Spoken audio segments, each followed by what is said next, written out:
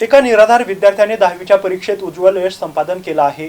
तसेच त्याचं पालनपोषण सांभाळ करणाऱ्या त्याच्या आत्याचा अशा दोघांचाही सन्मान विद्या विकास प्रतिष्ठानच्या माध्यमातून करण्यात आला आहे।